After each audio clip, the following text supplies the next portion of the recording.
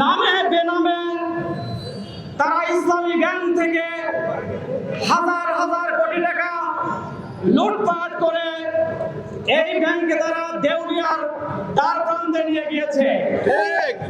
আমরা আশা করেছিলাম 5ই আগস্টের পরে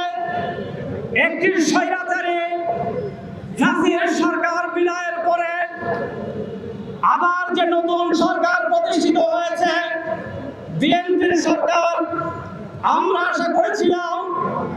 বাংলাদেশের অর্থনৈতিক ব্যবস্থাকে স্থিতিশীল করার জন্য,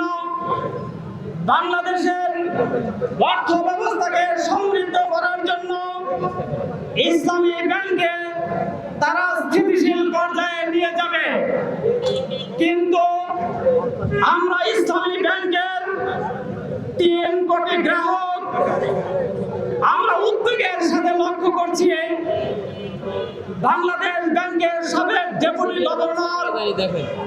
খোরশেদ আলমের মতো লুটেরা ডাকাত সন্ত্রাসীদেরকে